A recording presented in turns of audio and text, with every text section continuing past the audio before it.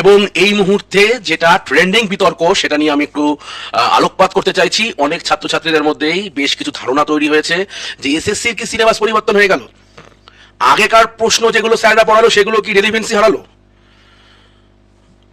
পরীক্ষার conducting exam centre change হয়ে গেল, নাকি কোশ্চেন ব্যাংক যারা তৈরি করছে তারা চেঞ্জ হয়ে গেল, কি হলো না হলো, কতটা কি পরিবর্তন হলো, এইটা নিয়ে এসএসসির যে ক্যান্ডিডেটরা রয়েছে সারা ইন্ডিয়া থেকে এবং আমার যাদের যাদের জন্য আমাদের ভিডিও বানানো, অর্থাৎ বাংলার ছেলে মেয়েদের জন্য যারা এসএসসি নিয়ে খাটাখাটনি করছো, বহু ছেলে মেয়ে আছে আমাদের ক্যান্ডিডেটরা যারা লড়াই করছো, তো তারা অনেকেই কনফিউজ যে কি হতে চলেছে এসএসসি। এসএসসি কি খুব বড় পরিবর্তন করে ফেলেছে তোমাদের জন্য?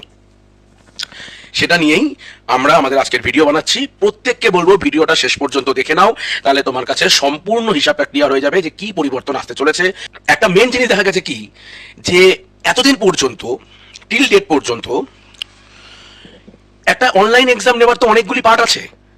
যেমন তোমাকে অবশ্যই প্রশ্নের ব্যাংক তৈরি করতে হবে, যেখানে এত এত মাল্টিপল শিফটে পরীক্ষা হচ্ছে, সারা বছর ধরে পরীক্ষা হচ্ছে, বিভিন্ন হচ্ছে টিয়ার 1 কখনো টিয়ার 2 বিভিন্ন রকমের পরীক্ষা। তো এত এত প্রশ্ন বানানো মাল্টিপল শিফটের জন্য এটা একটা বড় সমস্যা, যে একটা কোশ্চেন ব্যাংক তৈরি। পুরো পরীক্ষার যে সেন্টার আছে সেই সেন্টারে ঠিকমতো গার্ড হচ্ছে কিনা, সেন্টারে ঠিকঠাক ভাবে সিস্টেম এগোচ্ছে কিনা, এটা দেখার জন্য সেন্টার একটা চার্জ প্রয়োজন এবং একটা সেন্টার থাকা প্রয়োজন। এছাড়া দরকার সফটওয়্যার সাপ্লাই। যেমন ধরো এই যে রেজাল্টটা 7 দিনের মধ্যে পরীক্ষা শেষ হয়, 7 দিনের মধ্যে তুমি অ্যান্সার কি দেখতে পেয়ে যাচ্ছ সেন্ট্রাল গভর্নমেন্টের এক্সামে, তার থেকেও কিছুদিনের মধ্যে রেজাল্ট বেরিয়ে যাচ্ছে, র্যাঙ্ক চলে যাচ্ছে, নর্মালাইজেশন হচ্ছে, অর্থাৎ একটা সফটওয়্যার সাপোর্ট রয়েছে।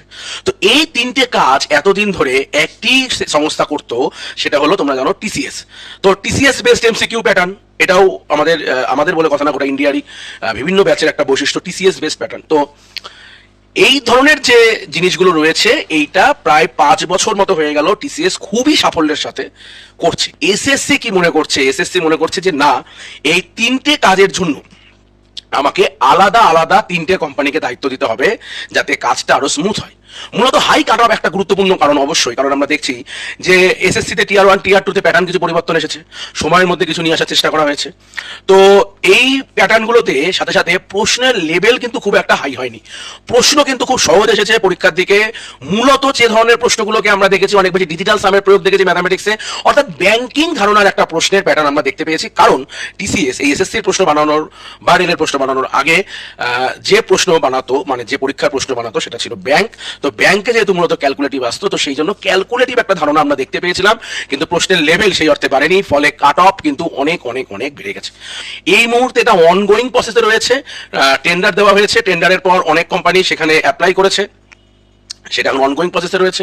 এবং সেই অনগোয়িং প্রসেসে থাকাকালীন আমরা একটা ভিডিও তৈরি করছি তোমাদের জন্য। দেখো, ক্রিয়েশন অফ কোশ্চেন ব্যাংক, কারা কোশ্চেন পেপার তৈরি করবে, এটা বড় প্রশ্ন।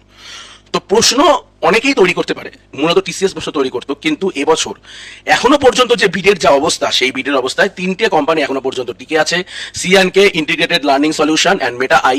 এই তিনটে কোম্পানি এই মুহূর্তে সামনের সারিতে রয়েছে, এরা কম্পিটিশনে রয়েছে, বাকিরা কম্পিটিশন থেকে সরে গেছে। এদের মধ্যে থেকেই কোনো একজনকে হয়তো বেছে নেওয়া হবে ক্রিয়েশন অফ কোশ্চেন ব্যাংকের জন্য। তাহলে প্রচুর পরিমাণ কোশ্চেন ব্যাংকের যে দায়িত্ব টিসিএস এর উপর ছিল সেটা সরে যাচ্ছে, এই তিনজনের মধ্যে কেউ একজন পাবে সেই দায়িত্ব। এর সাথে রয়েছে সাপ্লাই অফ সফটওয়্যার, যে সফটওয়্যার সাপ্লাই দিচ্ছিল সেটাও কে দিচ্ছিল? সেটাও দিচ্ছিল টিসিএস। তো এখনো পর্যন্ত কম্পিটিশনে কে এগিয়ে রয়েছে? আমরা দেখছি কিউবস্টান কনসাল্টিং প্রাইভেট লিমিটেড বলে যে কোম্পানি রয়েছে, তারা কিন্তু এই মুহূর্তে বিডে সব থেকে বেশি এগিয়ে আছে এবং তারাই লড়াই রয়েছে, তারাই হয়তো সম্ভবত এই কোম্পানির হাতেই সাপ্লাই অফ সফটওয়্যার ক্যালকুলেশনের যাবতীয় হিসাব এই কোম্পানির হাতেই থাকবে। এর সাথে সাথে কন্ডাক্ট সিবিটি ফর এসএসসি, অর্থাৎ এই এসএসসির জন্য যে সিবিটিটা কন্ডাক্ট করতে হবে, এক্সামিনেশন হল দিতে হবে, এক্সামিনেশন সেন্টার দিতে হবে সারা ভারত জুড়ে, সেইটার লড়াইয়ে কারা কারা এগিয়ে আছে? সেইটার লড়াই এগিয়ে আছে টিসিএস এবং ইকুইডিটি ক্যারিয়ার। তবে আমারও মনে হয় যে টিসিএস এর হাতে দেওয়াটাই সবচেয়ে বুদ্ধিমানের কাজ, কারণ সাফল্যের সাথে টিসিএস কিন্তু এক্সাম কন্ডাক্ট করছে। রাজ্য সরকারের পরীক্ষায় যেখানে ভুরি ভুরি প্রশ্ন লিকের অভিযোগ, সেখানে টিসিএস 5 বছর ধরে সারা ভারতব্যাপী প্রশ্ন তৈরি করছে, সেই অর্থে কিন্তু প্রশ্ন লিকের কোনো অভিযোগ তার কাছে নেই। এবং এই এক্সামগুলোর মনিটরিং করার জন্য শেষ পর্যন্ত যে পুরো সিস্টেমটা ঠিকঠাক চলছে কিনা, এক্সাম কোশ্চেনের লেভেল ঠিকঠাক হচ্ছে কিনা, এক্সামিনেশন হল নিয়ে কোনো সমস্যা আছে কিনা, সফটওয়্যার জাতীয় কোনো সমস্যা আছে কিনা, এই সমস্ত কিছু দেখার জন্য, মনিটরিং করার জন্য এখনো পর্যন্ত আর্নেস্ট অ্যান্ড ইয়ং এলএলপি এরাই এগিয়ে রয়েছে এখনো পর্যন্ত স্টিল নাও বিডিং এ। শেষ পর্যন্ত কি হয় সেদিকে অবশ্যই অবশ্যই আমাদের নজর থাকবে। এবং ছাত্রছাত্রীদের মনে কিছু প্রশ্ন বা ডাউট ক্লিয়ার করতে হবে, কারণ তাদের মনে অনেক ডাউট চলে এসছে যে স্যার প্যাটার্ন অর সিলেবাস কি চেঞ্জ হতে চলেছে? তো তাদের জন্য একটু বলি, 4টে প্রশ্ন অনেক ছাত্রছাত্রীরাই আমাদের করেছে এবং সেই করা প্রশ্নগুলোকে আমি একটু অ্যান্সার দেওয়ার চেষ্টা করবো। যে সিলেবাস বা প্যাটার্ন চেঞ্জ হওয়ার আমার যতদূর মনে হচ্ছে সেরকম কোনো সম্ভাবনা নেই। তার কারণ হচ্ছে যে সিলেবাস তো ইতিমধ্যেই দিয়ে দিয়েছে এসএসসি, সেখানে কোনো প্যাটার্ন চেঞ্জ দেখতে পাচ্ছি না। এবং যেহেতু দেখো নতুন যারা প্রশ্ন তৈরি করছে তাদের তো একটা লেভেল সেট করে দিয়েছে এসএসসি, যে না আমি এই লেভেল জাতীয় প্রশ্ন পর্যন্ত আমি সিজিএল করাবো, এই লেভেল পর্যন্ত সিএইচএসএল, এটা এমটিএস, এটা জিডি, কোনটা দিল্লি পুলিশ কনস্টেবল, কোনটা সিপিও। তো বিভিন্ন পরীক্ষার জন্য বিভিন্ন রকমের লেভেল এসএসসি অলরেডি সেট করে দিয়েছে। তো তাই জন্য আমরা প্যাটার্নের হয়তো কোনো পরিবর্তন দেখতে পারবো না। কারণ দেখো বিগত বছরে যে ধরনের প্রশ্ন আসছিল তা বা তার আগে যে ধরনের প্রশ্ন আসছিল, মূলত এইগুলোরই আবার ঘুরে ফিরে প্রশ্ন আসতে পারবে। তাই আমরা যা যা পড়িয়েছি ব্যাচে সেগুলোর কোনো রিলেভেন্সি হারিয়ে যায়নি, তোমার বিন্দুমাত্র চিন্তা করার কারণ নেই। কারণ দেখো নতুন কোম্পানি যারা দায়িত্ব নেবে তারা তো প্রথম দিন এসেই তো লাখ লাখ লাখ কোশ্চেন বানিয়ে ফেলতে পারবে না। তো আপাতত কোনো রকম কোনো সমস্যা তোমাদের হবে না। তার সাথে সাথেই বলছে রেলিভেন্সি অফ পিওয়াইকিউ এর রেলিভেন্সি কি থাকলো? স্যার আপনি প্রিভিয়াস ইয়ার কোশ্চেন পড়তে বলেছিলেন আমাদের, আমরা অনেকেই প্রিভিয়াস ইয়ার কোশ্চেনের বই কিনেছি, সেগুলো কি ফেলে দেবো নাকি? কোনো কিছু ফেলে দেওয়ার দরকার নেই, কারণ এই ধরনের প্রশ্নগুলোই আবারও আসতে চলেছে। তো ব্যাকগ্রাউন্ডে কি কাজ হচ্ছে সেইটা তোমাদের বুঝে কোনো লাভ নেই। তার কারণ হচ্ছে ওই একই প্যাটার্নের জিনিস আরেকটু স্মুথ ভাবে হয়তো আমরা দেখতে পারবো, সেই জন্যই এর রেলিভেন্সি রয়েছে। পরীক্ষা কি টাফ হবে? দেখো এটা অনেকেরই প্রশ্ন, দাদা এবার কি পরীক্ষা টাফ হবে? কিছুটা টাফ হওয়া উচিত, অন্তত যে ধরনের যত ইজি হয়ে যাচ্ছে প্রশ্ন লেভেল। কেন স্যার ইজি হয়ে যাচ্ছে? আমাদের তো মনে হচ্ছে দেখো অনেকটা কঠিন আছে, কিন্তু দেখো দিনের পর দিন কাটা বেড়ে যাচ্ছে, দিনের পর দিন কাটা বেড়ে যাচ্ছে। তার মানে কি ছাত্রছাত্রীরা যে লেভেলটা এসএসসি বাড়াচ্ছে সেই লেভেলটাকে হিট করে ফেলছে বারবার করে। তাই জন্যই প্রশ্ন হয়তো বা কিছুটা একটু উন্নত দেখতে পারবো, নাও হতে পারে। কারণ কোনোবার প্রশ্ন একটু, কোনো শিফটের প্রশ্ন একটু হার্ড হয়, কোনো শিফটের প্রশ্ন ইজি হয়, মোটামুটি এরকম ভাবেই চলে। আর পিওয়াইকিউ বুকটি কি তবে বেকার হয়ে গেল? কোনো রকম চিন্তা করার দরকার নেই। পিওয়াইকিউ বই প্র্যাকটিস করতে থাকো। এসএসসি এবং রেলের জন্য সম্পূর্ণভাবে যেরকম ভাবে তোমরা যে যে বইগুলো ফলো করে আসছো পিওয়াইকিউর জন্য কিংবা চ্যাপ্টার ওয়াইজ ক্লাসের জন্য, কোনো কিছু ফেলে দেওয়ার দরকার নেই। কোনো রকম সেরকম কোনো বড় চেঞ্জ হবে না, তোমরা নিশ্চিন্তে সেগুলি পড়াশোনা করতে পারো। তো এসডিএসসিসি কি ভাবছে, এটা বড় প্রশ্ন। তো এসডিএসসিসি এই এসএসসি এবং রেল সামনে অনেক রিক্রুটমেন্ট, প্রচুর রিক্রুটমেন্ট এসএসসি, প্রচুর রিক্রুটমেন্ট রেল। তো সেই রিক্রুটমেন্ট গুলোকে নিয়ে মার্চ 2024 একের পর এক ব্যাচ আনতে চলেছে।